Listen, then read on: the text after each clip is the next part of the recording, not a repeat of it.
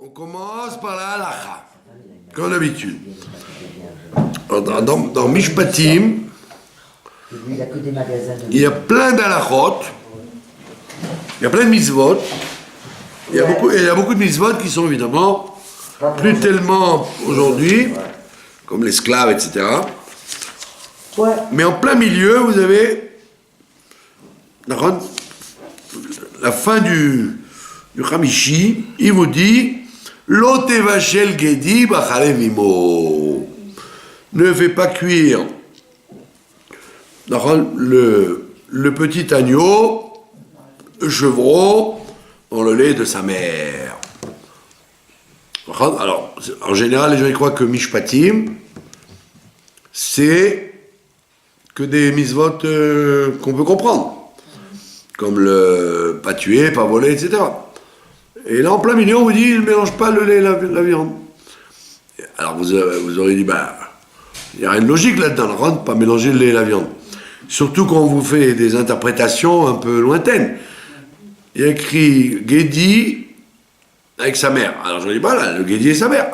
Et là, on va très loin. On te dit, toutes les viandes avec tous les laits, et le poulet, etc. Donc c'est une mitzvah très très large qu'on apprend de ne pas cuire le lait du chevreau avec sa mère.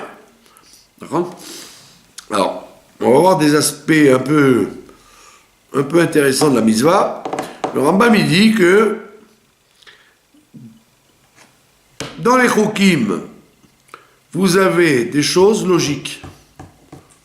Chose logique. Or, le lait et la mère, le lait et la viande, c'est un chok. C'est pas logique. À l'époque, ils disaient c'est pour l'hygiène. On voit que les Français, les Anglais, ils mangent tous du lait avec de la viande. Ouais, et ils vivent longtemps, ils se portent bien, ça n'a rien à voir. Un petit coup de pinard. En plus, il y a écrit l'autre Tevachel, ne cuit pas. On voit bien que même froid, sans cuire, on ne mange pas. Alors, donc le Rambam, il dit qu'en fait, les chokim, la base même, elle n'est pas compréhensible. Mais à l'intérieur, les lois, elles sont très logiques. Les lois de Batel Beshishim, si le Kéli il est à 24 heures, etc., etc. Tout ça, c'est des trucs logiques, même au niveau chimique.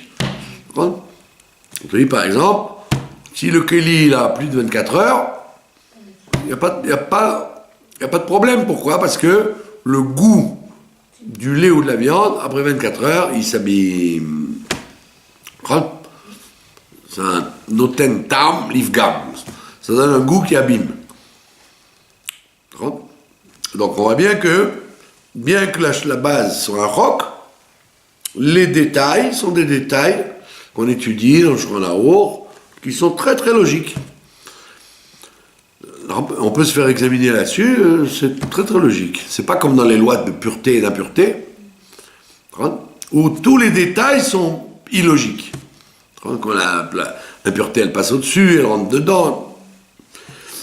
Donc dans les lois Chukim, il y a des tas de Mishpatim, c'est pour ça que c'est dans Mishpatim. Et il y a dans Mishpatim des tas de choses qui sont des Chukim.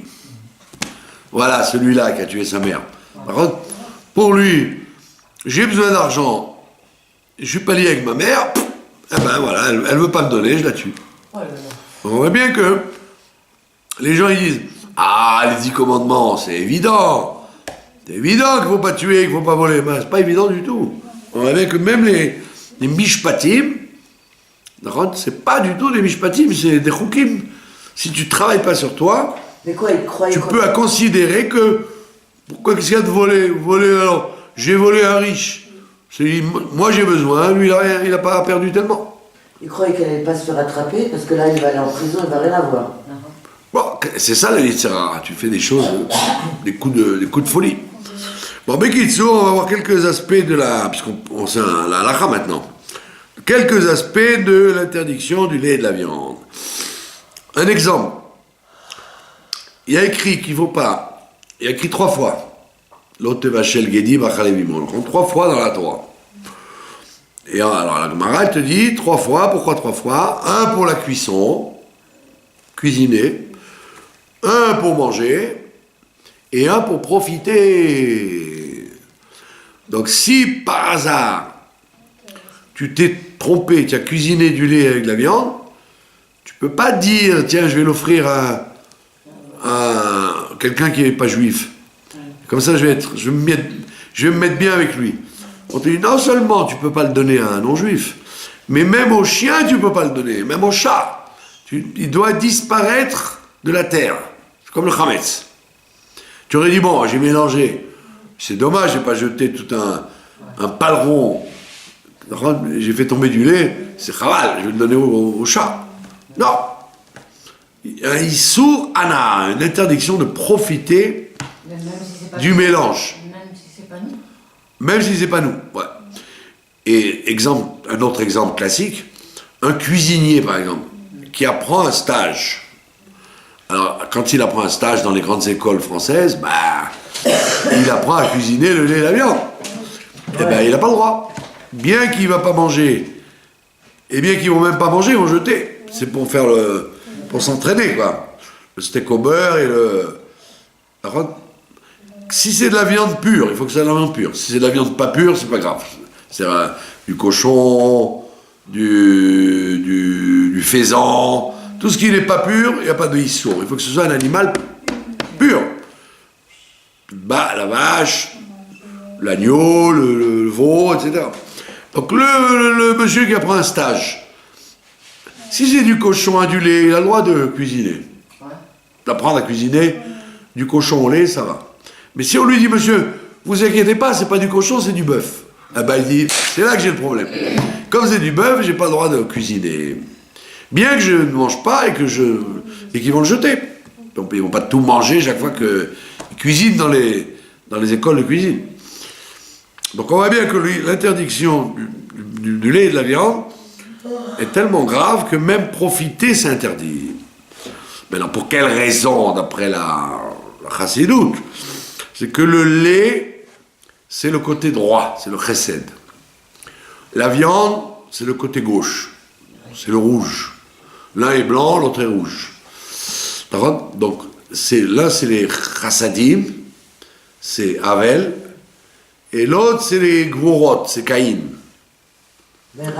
Donc, on ne mélange pas. On voit bien que quand vous rencontrez Caïn et Havel, l'un il tue l'autre.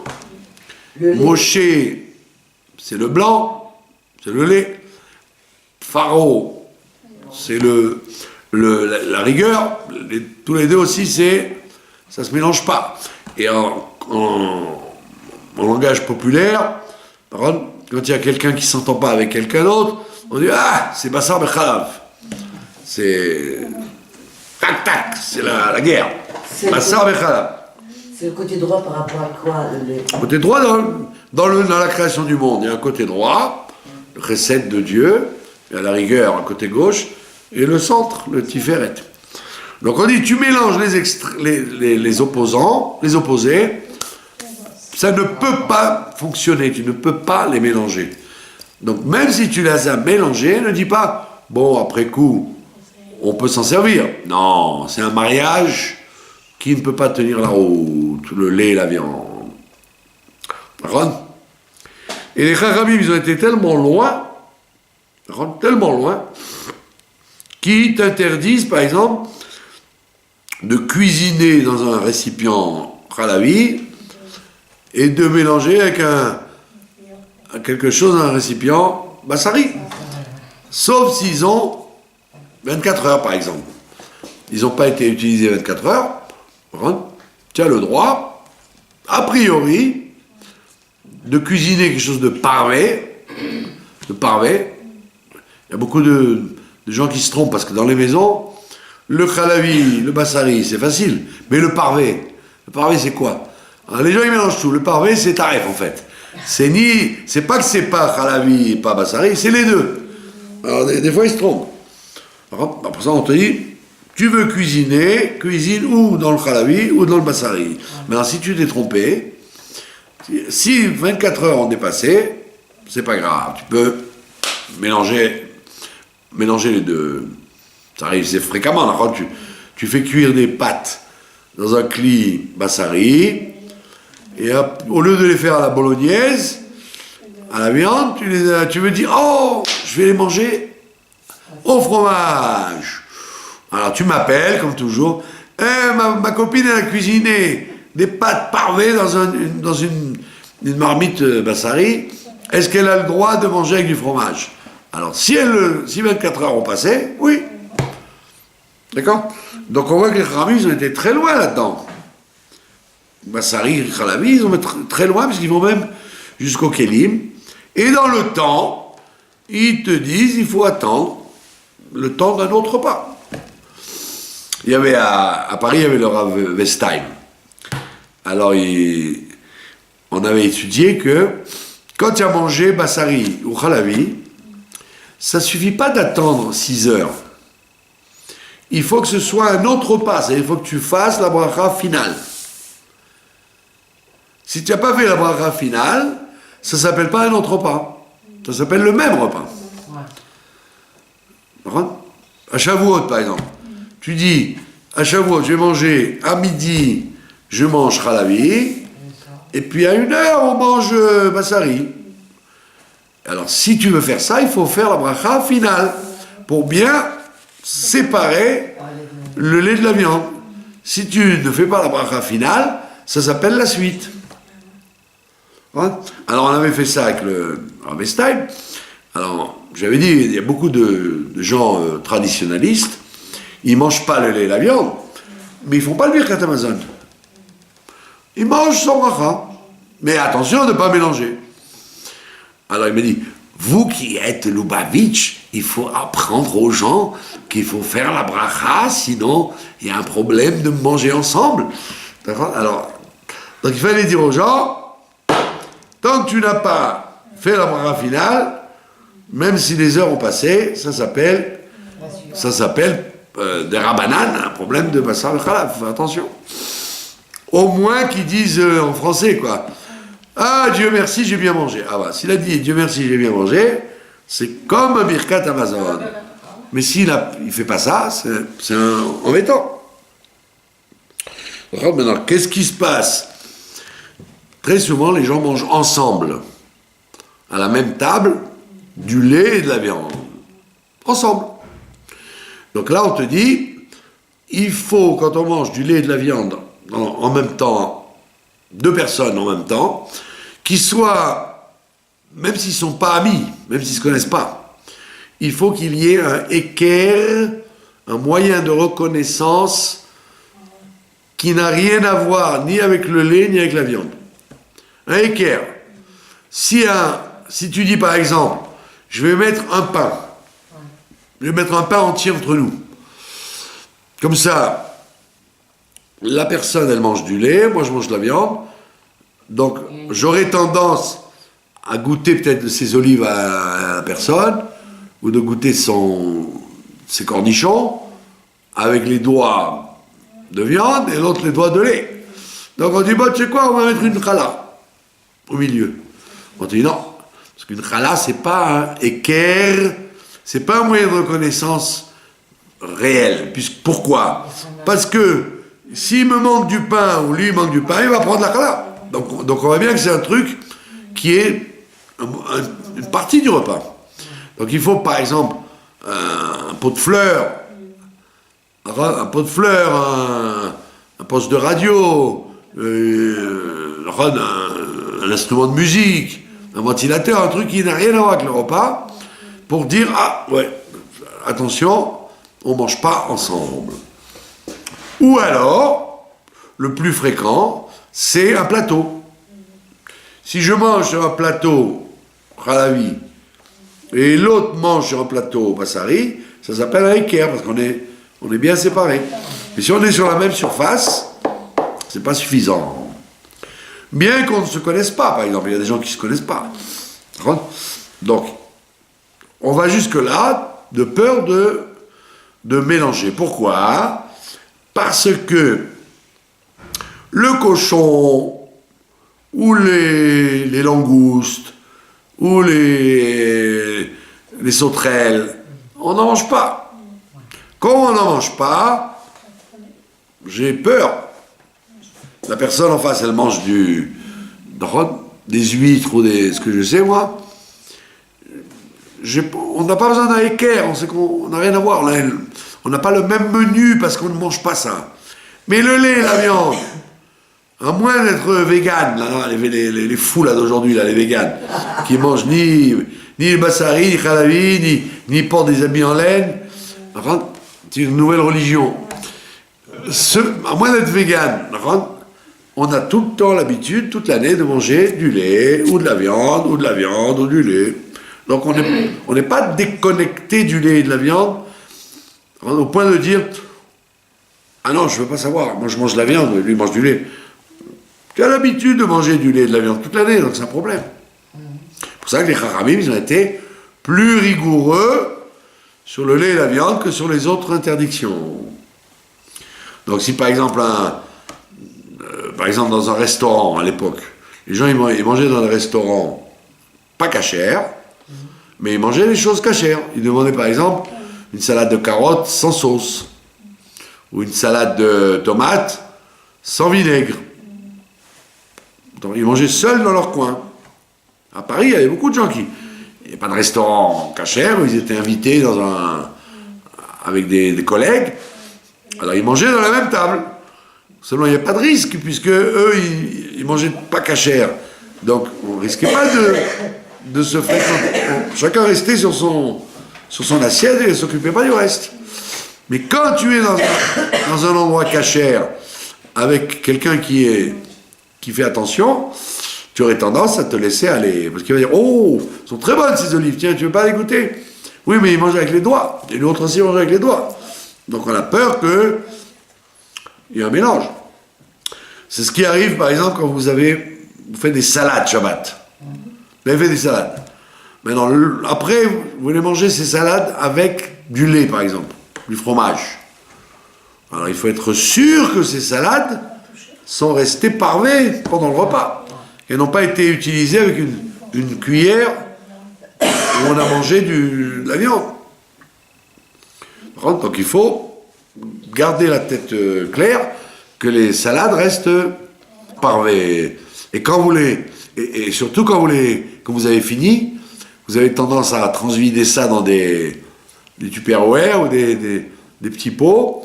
Et à ce moment-là, des fois, vous ne faites pas attention. Vous prenez une cuillère qui elle-même était cuillère de viande. Donc il faut être sûr que ce qui a été parvé reste parvé. D'accord? Un autre cas de figure très classique, le temps. En règle générale, le Shulchan Aruch, il vous dit 6 heures. D'accord? Pourquoi 6 heures? Parce que la Gemara, elle dit, les gens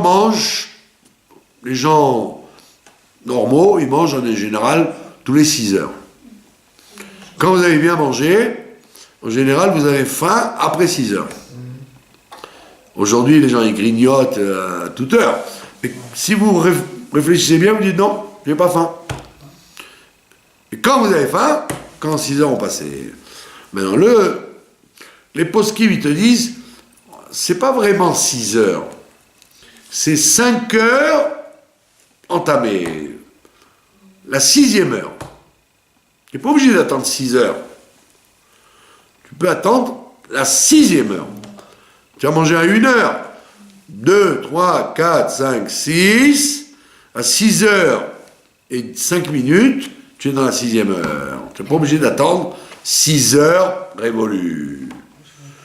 Il y a beaucoup de gens qui disent ah 6 heures, c'est 6 heures. Non 6 heures, c'est la 6e heure. C'est pas obligé que ce soit la 6 heures passées. Ça peut arriver, par exemple, quand tu vas dans un mariage. Dans un mariage, je sais pas, dans une bar mitzvah, il y a du khalavi, et toi, tu as mangé de la viande il n'y a pas longtemps. Tu dis à quelle heure je vais attendre? Tu vas pas attendre qu'ils desservent toutes les assiettes. Donc, si 5 heures plus ont passé, tu peux manger. Même si c'est du fromage. Parce que 5 heures plus ont passé. Il y a plein de gens qui ne savent pas ça. qui croient qu'il faut 6 heures mamache, 6 heures fini. Maintenant, qu'est-ce qui... Bon, il y a d'autres décisionnaires qui disent 3 heures, qui coupent la poire en deux. 3 heures. Et il y a des décisionnaires encore plus allégeants qui disent 1 heure. Dans les pays froids, en Hollande par exemple, ils n'attendaient que 1 heure. Parce qu'il faisait froid, donc ils mangeaient souvent. Mais en vérité, l'interdiction, c'est de manger ensemble. C'est pas de manger l'un après l'autre. Donc, admettons que tu aies mangé de la viande, de la vraie viande, et puis tu as rendez-vous dans un café, à la Tania, et la personne te dit qu'est-ce que vous voulez maintenant? Ah, tu dis, oh, j'ai envie d'une glace. Mais la glace, elle est halavi. D'accord? Qu'est-ce qui se passe si tu as commandé une glace halavi alors que tu te rends compte qu'il y a pas longtemps que tu as quitté la table Bassari? Qu'est-ce qu'on fait? D'accord? Alors, les khatrila, a priori, tu ne dois pas manger. Il faut attendre 6 heures. Mais si tu t'es trompé, d'accord? Alors, tu as pris la cuillère et tu as fait chez Akol, tu te dis, oh, waouh! Mais il n'y a pas longtemps que j'ai quitté la table. Tu dois manger quand même pour ne pas faire une bracha pour rien. Hein? Ah bah oui, ça, il faut avoir de l'eau sur place. Mais si tu es en train de manger et que après tu dis, mais attends, mais il y a pas longtemps que qu'on est sorti de table. D'accord? Alors, pour ne pas faire une bracha pour rien, tu as le droit de goûter ta glace. Évidemment, après, tu demanderas à la serveuse de te la fermer pour que tu puisses l'emmener à la maison. Tu n'as pas le droit de continuer, puisque tu t'es trompé. Mais si tu t'es trompé, c'est pas grave. Et pareil pour les enfants. Les enfants ou les malades, comment on appelle ça, les enfants un peu inadaptés, ils ont mangé de la viande, et puis juste après, ils veulent du lait. Il y a des gens comme ça. Par contre, un enfant, il a mangé sa viande, son schnitzel, il a voulu faire plaisir à sa mère, il a mangé du schnitzel. Ah, voilà. J'ai fait manger du schnitzel. Lui qui n'aime que les chocolats et les bonbons. Mais une fois qu'il a mangé le schnitzel, il veut de la glace. Alors qu'est-ce que je vais faire? Je vais lui faire un scandale parce que 6 heures n'ont pas passé. Comme ça, un enfant, il suffit il s'essuie la bouche, on peut lui donner de la glace, bien que le temps n'ait pas passé. Ben, c'est un enfant. Donc, maintenant, dès qu'il est bar mitzvah, évidemment, là, on ne peut plus jouer avec ça. L'autre vachel gedi bachale vimo. Plus un autre cas de figure, il faut faire attention aux salières. Les salières. Si c'est une salière où on jette comme ça, alors il n'y a pas de problème. Il y a que le sel, il tombe dans le halavi ou le bassari. Et si c'est une salière ouverte, où on trempe, là, tu ne dois pas avoir la même salière pour le halavi et le bassari. Il y a quelqu'un qui est un grand kiffeur. Il a un pot de mayonnaise halavi, un pot de mayonnaise bassari, un pot d'harissa halavi, un pot d'harissa, un pot de moutarde halavi. Il a tout en double, parce que c'est un grand kiffeur, et comme il a peur qu'avec le couteau ou la cuillère, la cuillère tu as trempé dans la viande, et puis après tu prends dans la moutarde, tu risques de rendre la moutarde donc on te dit, ou tu fais en double, ou tu fais très attention que ça reste parvé. Maintenant, quand ça traîne, les épices, les machins, dans les restaurants par exemple, les restaurants ou les salles de mariage, le cuisinier, des fois, il a tendance il plonge sa main et il met du poivre. Il plonge sa main et il met du truc. Si c'est un restaurant qui a un air cher, il ne doit pas permettre ça. Il doit exiger que le cuisinier, il ait des... Il doit avoir des gants. Voilà, il doit mettre des gants et transvider avec une main parlée. Sinon, on a peur. Parce que lui, maintenant, il fait une cuisine viande parce que c'est un repas. Mais après, quand tout le monde est parti, il va se faire une omelette au fromage. Et il va peut-être prendre du sel et du poivre de l'endroit viande. Donc si c'est sérieux, on ne permet pas qu'il y ait les épices qui soient à l'air. Il faut que ce soit toujours fermé. Vous, vous mangez jamais quand vous allez dans... Moi, je ne vais pas dans les restaurants. Non, dans les Ni les mariages. restaurants, ni les mariages. Non, dans les mariages, quand vous allez, vous mangez jamais. En général, j'évite. J'ai peur des fourmis et j'ai peur de savoir ce qui se passe dans les cuisines. Ouais. Chez les gens, où tu as confiance ou tu n'as pas confiance. Mais dans un oulam, on va savoir ce qu'ils font, ce qu'ils font pas.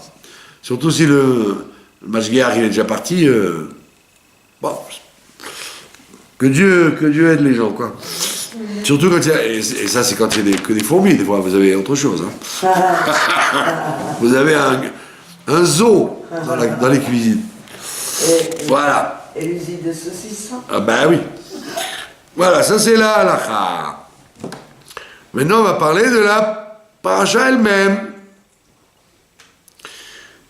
Alors évidemment, les commentateurs ils disent la paracha elle s'appelle Ve'ele Hamishpatim. D'accord, vous connaissez. Tout le monde connaît cette explication. Il y a écrit Ve'ele Hamishpatim. Et voici les Mishpatim. Alors Rachid te dit, pourquoi il écrit et voici?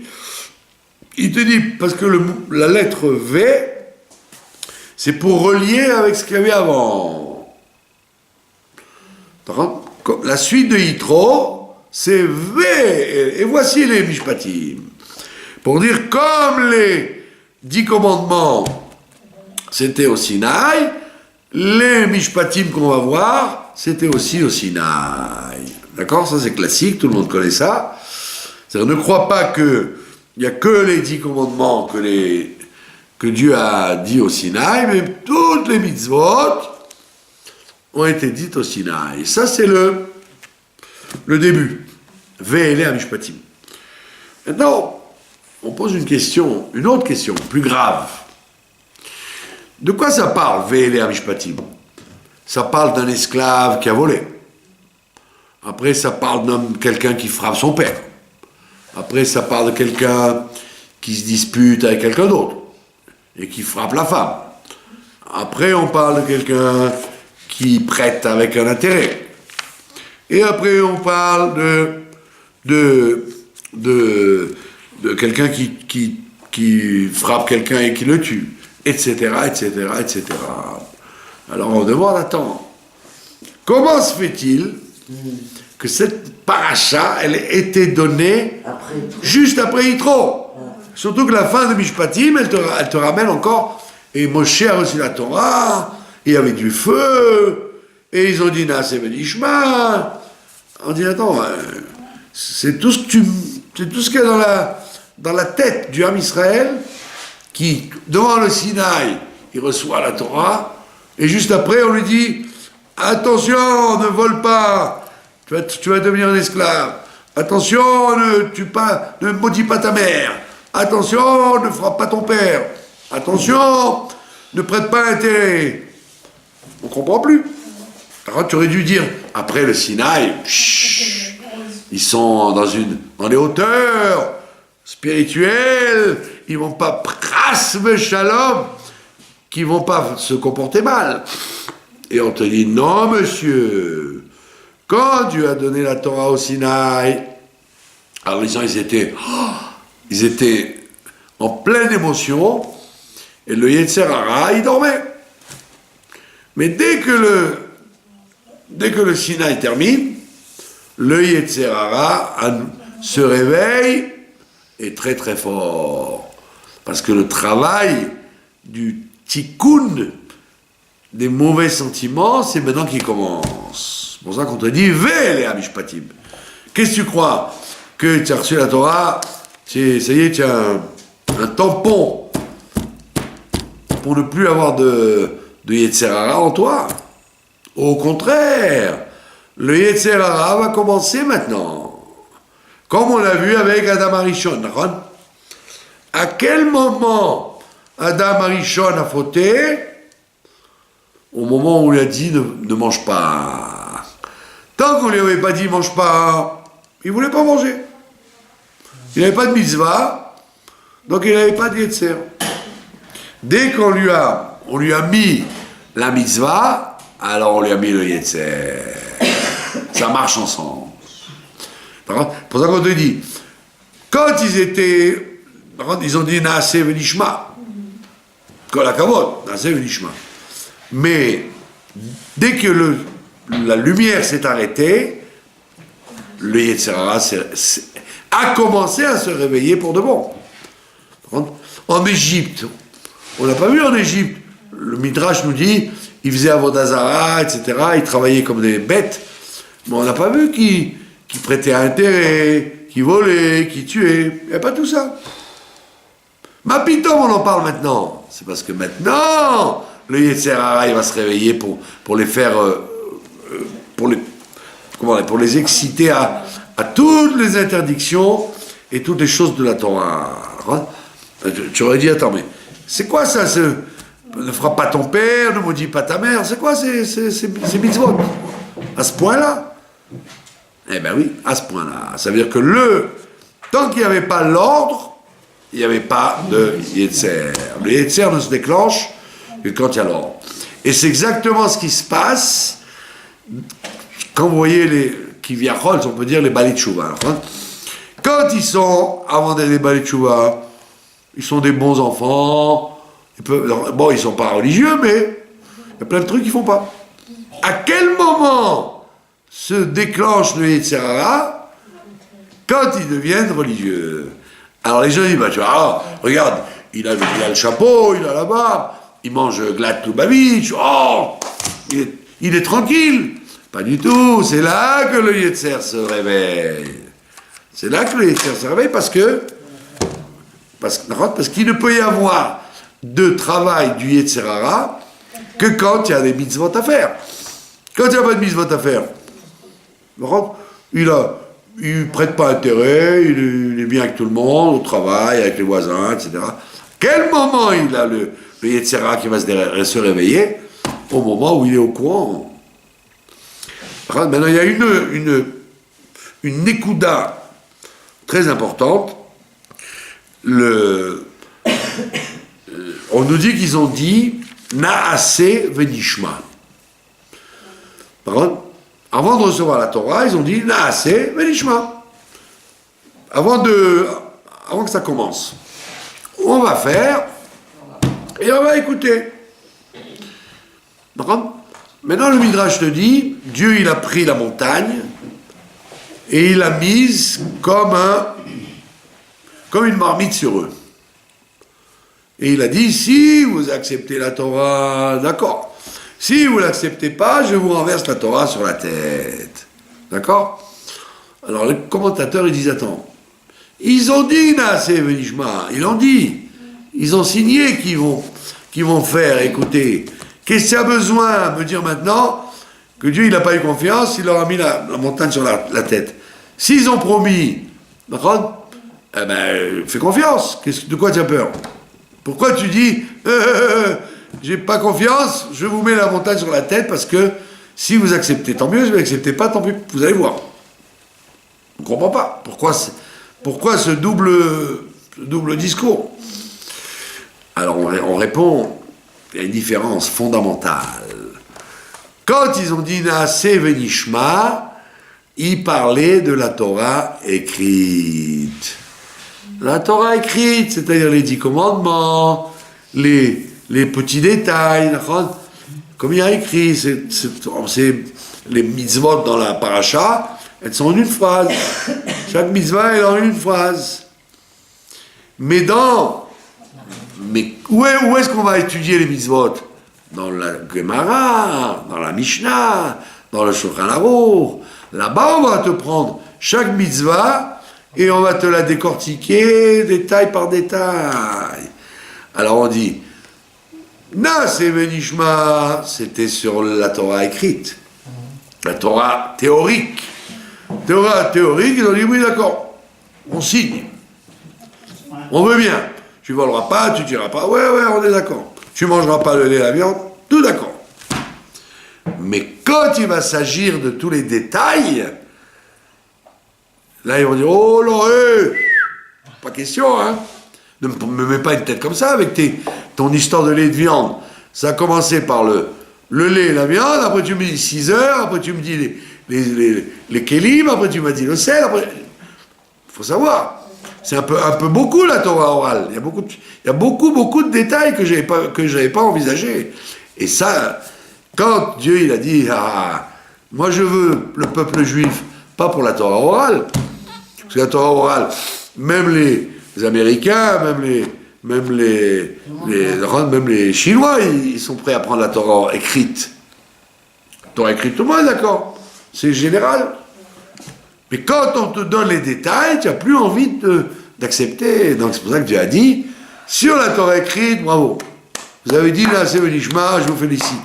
Mais sur la Torah orale, vous n'allez pas accepter. Quand vous allez voir tout ce que ça contient, vous n'allez pas dire, c'est bon. On raconte l'histoire du philosophe Béni Lévy, l'élève de Jean-Paul Sartre. Alors, comme il a fait une grande tchouva, il y a plein d'amis à lui, des juifs, des goïs, qui sont venus de France pour le visiter à Beit Vegan. Et donc il a fait un grand cocktail pour leur faire plaisir. Et puis bon, c'est comme c'était des amis, ils rentraient dans la cuisine, etc. Et puis il en voit qui rentrent dans la cuisine, ils se font des cafés, et il dit papa, attention, ça c'est les cuillères Khalavi, et ça c'est les cuillères Parvé. Ne mélangez pas tout. Ils ont dit quoi? Les cuillères Khalavi, les cuillères Parvé, c'est quoi? De quoi tu parles? Nous on a dit bon, il a fait tchouva, ça y est. Il a abandonné la philosophie de Jean-Paul Sartre pour prendre la philosophie du Rambam et des grands philosophes juifs. Mais là, tu nous amènes dans une histoire de cuillères et de tasses. C'est quoi ça? Alors il a dit voilà, mes chers amis, je vais vous apprendre. Toute la Torah, c'est pas Rambam, c'est pas la philosophie, c'est les petites cuillères. C'est avec les petites cuillères qu'on est un vrai juif, pas avec les grandes choses. Ça c'est la preuve qu'il avait fait une vraie tchouva. Parce qu'il y a beaucoup de gens qui disent moi j'adore le judaïsme, mais il ne faut pas trop me gonfler avec les... Par contre, Shabbat, on ne peut pas prendre un parapluie, on ne peut pas essuyer avec un chiffon. C'est quoi ça? C'est ça la volonté de Dieu? Mais oui, mon ami, la volonté de Dieu, elle descend jusque dans des détails qui te semblent complètement farfelus. C'est pour ça que les bénis Israël, ils ont dit Naase Velishma, mais ils n'ont pas cru qu'on allait leur donner tous ces détails. La preuve, c'est que la Torah, c'est tac, 6 Sivan. Maintenant, toutes les halachot, c'est pendant les 40 ans. Chaque fois, Moshe, il leur amenait une mitzvah, et il leur disait, voilà, il y a ça, et ça, et ça, et ça, et ça, et ça, et ça. Et donc, il leur a donné une encyclopédie de halachot. D'accord? On voit d'ailleurs, aujourd'hui, il y a des tas de gens, ils te disent, faire du forex, rouler des gens au téléphone. Je leur dis, attends, mais il y a écrit, tu n'as pas le droit de voler. Oui, mais c'est pas vraiment voler, c'est pas vraiment ci, c'est pas vraiment ça. C'est-à-dire que les gens, ils acceptent l'ensemble, les klalim, mais ils n'acceptent pas les pratim. L'avortement, par exemple. Il y a des tas de familles, comment on dit, traditionnalistes, qui pensent que, bon, c'est pas grave, hein, on veut pas d'enfant, on l'enlève. Mais ils se disent pas, tel âge, tel jour, si c'est un crime, si c'est pas un crime. Il dit non, un crime c'est quand je prends quelqu'un de grand et je lui tire dessus. Mais un bébé, ils ne le veulent pas la peine. Donc c'est-à-dire que quand on ne connaît pas la Torah orale, on peut très bien dire, moi j'accepte tout. Oui, mais pour accepter tout, il faut rentrer dans tout. Pour ça, les convertis, apparemment, d'après la théorie, on leur donne des détails, des généralités, et puis on dit, ça c'est bon, vous êtes d'accord, allez, yallah. Mais pas du tout. Quand les vrais convertis, on leur dit, on leur fait des séminaires de Shabbat, des séminaires de Kashrut, des séminaires de Tarat HaMishpacha, des séminaires de plein de choses. Et après seulement, on dit, bon, ben, ils sont bons pour le guillot. Donc c'est pour ça qu'on dit que Dieu il a été obligé de mettre la montagne sur leur tête, parce que sinon, ils auraient dit, hop, Torah écrite, oui, Torah orale, pas question. Et on voit jusqu'à maintenant, d'ailleurs, il ne faut pas inventer de la Torah orale. Il y en a qui vous font des khumrot, qui sont des fois pas de Moshe ou du Sinaï. Mais il faut savoir que chaque mitzvah, elle a une infinité de détails, et que si tu veux la faire bien, ne dis pas, bon, j'ai compris, bon, allez, on ne prête pas intérêt, allez, j'ai compris. Tu ne prêtes pas intérêt, mais tu transgresses. Par exemple, quelqu'un, tu lui as prêté, alors tu lui dis, je t'ai prêté, tu dois me dire merci, et tous les jours, tu lui répètes. Alors, ça s'appelle lui faire honte. Tu lui fais honte. Tu lui as prêté, ça va. S'il ne peut pas te rembourser, attends. Donc il y a plein de mitzvot de Torah chez Béalpé qui sont propres aux Juifs et aux Goïm, et que les gens, ils, allez, n'exagèrent pas. Il n'y a pas besoin d'en faire trop. C'est pour ça qu'il faut étudier la Torah chez Béalpé pour savoir comment chaque mitzvah doit se faire. Et ne pas dire, moi, de façon générale, je l'accepte. Mais dans les détails, tu m'as trop mis de renseignements, je ne veux pas entendre. C'est pour ça que le passage commence Véélé. Ne dis pas que Yitro, c'est bon, on accepte, Yitro, les 10 commandements, on est d'accord, mais tous les détails que tu vas me donner après, ça, laisse-moi réfléchir, je suis pas prêt à les recevoir. C'est pour ça qu'on dit qu'à quel moment ils ont vraiment accepté la Torah, c'était à Purim. On dit que, au matin de Torah, ils ont dit oui, mais en vérité, ils ont négligé la Torah orale jusqu'à Purim. C'est pour ça qu'à Purim, on raconte l'histoire, tout le monde connaît ça, quand Haman, il veut tuer Mordechai. Alors, Achashverosh fait un mauvais rêve, et après il lui dit, va chez Mordechai, et tu l'habilles avec l'habit du roi, tu prends le cheval du roi, etc., etc. Bon, le Midrash te dit que Haman va chez Mordechai. Et qu'est-ce qu'il fait? Il frappe à la porte du Beth Midrash, et il voit Mordechai, alors qu'il devait mourir. Il voit Mordechai en train d'apprendre aux enfants comment on fait les offrandes de farine au Beth Amikdash. Donc, comment on plonge la main dans la farine, on fait comme ça, et on fait des boulettes à l'huile pour offrir au Misbéach. Et chaque enfant, il écoute, et tout le monde écoute, et Haman, il écoute de loin. Sûrement que Mordechai ne devait pas parler en hébreu, il devait parler en perse, pour les enfants qui ne comprenaient pas les mots. Et Haman, il entend ça, il dit, mais c'est quoi ça? On va les tuer tous. On va on va les exterminer. À quoi ils pensent? Comment on fait la mincha de l'offrande du Beth Amikdash? Alors il s'approche et il dit à Mordechai, c'est quoi ça? Qu'est-ce que vous apprenez? Alors il dit, on apprend qu'il va y avoir encore le Beth Amikdash bientôt, et que dans la vie des Juifs, c'est les détails qui comptent. C'est le détail, comment on fait la mitzvah, pas le Beth Amikdash, Mazal Tov, tout va bien. Non, chaque mitzvah, comment elle doit être faite. Il dit, c'est ce que vous avez à faire quand on va tous vous tuer.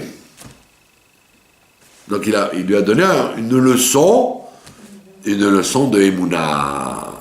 Et Aman, il a compris, si des gens sont capables, quand tout est perdu, d'étudier la Torah dans les détails de la Torah orale, il a dit, ça veut dire que je vais pas gagner.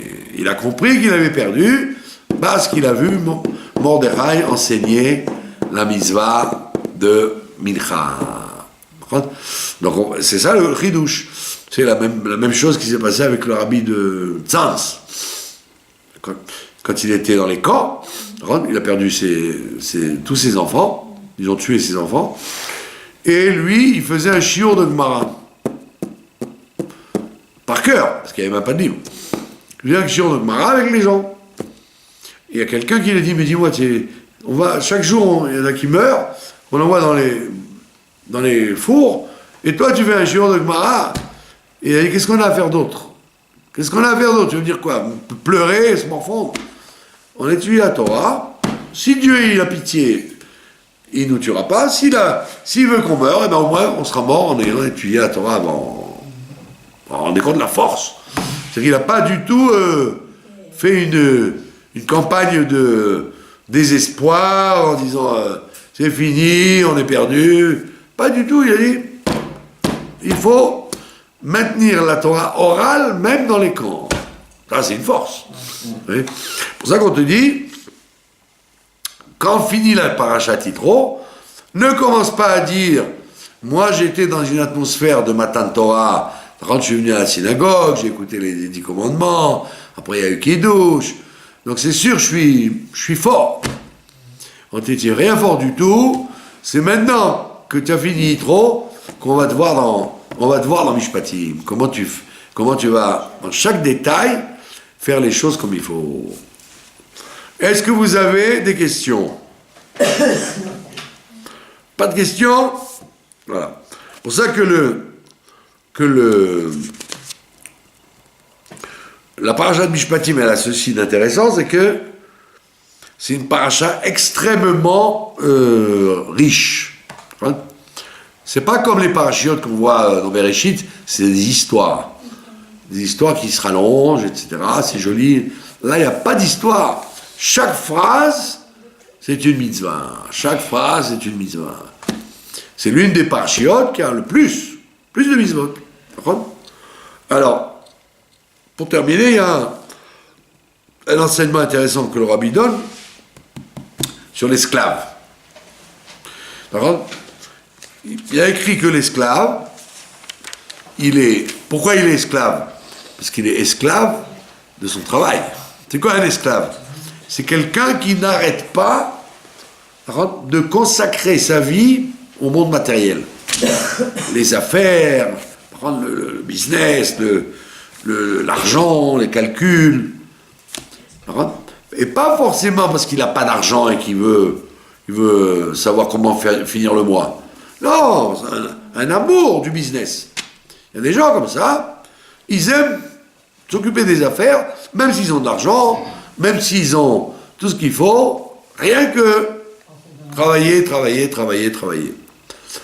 Alors on dit, chez Shanim et Avod, 6 ans il travaillera, et le 7e année, il s'arrêtera.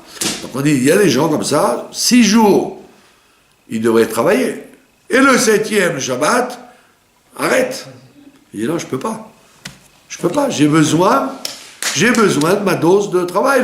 Même le samedi, je dois travailler. On appelle ça des esclaves, des avadim. D'accord? Alors, c'est pour ça qu'il dit, au lieu de se libérer, de partir, il dit, moi j'aime mon maître, j'aime ma femme, je veux rester esclave. Alors le rabbi dit, il y a des gens comme ça. Des milliers de gens comme ça qui disent non, je veux pas Shabbat, je veux pas, laisse-moi tranquille. Du Shabbat, du repos, du tchoulin, ça m'intéresse pas. Je veux travailler. Je suis un âne du travail. Il y a des milliers de gens comme ça dans le monde. Allez voir en Amérique ou partout, à Manhattan, il y a des gens qui vont s'arrêter un jour. C'est pas une punition. Pour eux, c'est la vie, c'est comme ça. Ça s'arrête pas. Et le rabbi dit, ça c'est un esclavage terrible. C'est vraiment un vrai esclave. Et le rabbi dit, malgré tout, cette personne-là, elle doit, qui tikne vedivri, Moshe Rabbeinu, il les récupère quand même. Moshe Rabbeinu, il récupère même des gens comme ça, des gens qui étaient esclaves du travail, grâce au travail de Moshe Rabbeinu, ils peuvent sortir de leur esclavage. Et j'ai entendu une histoire d'ailleurs, à ce propos. Il y avait un monsieur très connu qui s'appelait Green. Il était directeur dans la NASA, dans les fusées, le truc sur la Lune et tout, le voyage sur la Lune. Très chachouf. Et il n'était pas religieux du tout. Et il y avait le chaliard du rabbi dans le Texas, là-bas, là où il y a la NASA. Il s'appelle Fodder. Il lui téléphone à Green. Il dit, monsieur, est-ce que je peux vous demander un service? Il dit, oui. Il dit, alors, vous allez prendre l'avion bientôt. Est-ce que vous pouvez commander kasher? Un plateau kasher. Alors, le Green, il dit, mais ma pitop, moi je mange pas kasher. Je mange pas kasher, vous me demandez ça, c'est ridicule. Il dit, rendez-moi service. Vous êtes prêt à le faire? Il a dit, bon, pour vous faire plaisir, je vais le faire. Il commande kasher, il monte dans l'avion, il s'assoit, et quand arrivent les plats, l'hôtesse, elle lui dit, monsieur, il dit, ah, j'ai commandé kasher. Les gens, ils regardent, parce qu'ils le connaissaient, Green, il le regarde, il a commandé kasher. Il est fou celui-là, qui c'est celui-là? Et elle va à la cuisine, elle dit, monsieur, il n'y a pas de kasher. On n'a pas monté le plat kasher de l'avion. Alors il s'est dit, attends, si je mange taref, les gens vont dire, il est fou celui-là. Alors, il a commandé kasher, il mange taref, il a dit, je mange rien, tant pis. Pour pas paraître ridicule, je mange rien. Il arrive à la correspondance, en pleine nuit, il téléphone à Fodder. Fodder, il lui dit, dis-moi, tu te moques de qui? Tu t'es moqué de moi? Je suis passé pour un religieux, et en plus j'ai rien mangé, il y en a marre, qu'est-ce que c'est que cette histoire? Pourquoi tu m'as fait ça, etc. Alors il dit, tu sais quoi? Il y a le kiosque des saucisses avec l'armagnotte, les pains. Je vais tout de suite manger un sandwich un hamburger, comment on appelle ça? Hot dog. Hot dog, moutarde, truc. Et alors, qu'est-ce qu'il lui dit au téléphone? Il lui dit, tu sais, un juif, c'est quelqu'un, comment on définit un juif? Quelqu'un qui a faim et qui passe devant le marchand de saucisses et qui dit non. Et ça, c'est un juif. Mais il dit, mais laisse-moi tranquille avec tes trucs, il raccroche. Et il fait la queue. Il fait la queue, bon, il y avait du monde, parce que c'est dans la nuit comme ça, dans les aéroports, les gens ils ont faim. Il fait la queue, il réfléchit. Il a dit non, je prends pas le saucisse, le hot dog. Et il a fait de choix comme ça. Vous vous rendez compte? Et après, il est devenu très proche du rabbi, il parlait avec lui de physique et de mathématiques, etc. Et donc, il a été secoué, il lui a dit, un vrai juif, c'est quelqu'un qui est capable de, même quand il a le Yessara, de dire non. Je sais me retenir. Ouais. Voilà, donc c'est pour ça qu'on te dit, la parashat Mishpatim ne dit pas, oh, c'est un cassement de tête. Dieu, il nous a bourré de mitzvot très durs à faire. On te dit au contraire, c'est tout le mérite que tu as, c'est qu'on te donne toute une variété de choses, avec beaucoup de détails, Et c'est là qu'on t'attend. Et on va pas dire tu vaux rien parce que tu n'es pas capable de respecter tous les mishpatim. C'est très dur, puisque chaque détail de la vie, c'est une mitzvah où tu fais bien, tu fais pas bien. Donc c'est pour ça qu'on te dit, parashat mishpatim, c'est le test après la parashat Yitro. Je vous remercie de votre attention. C'est nous qui vous remercions.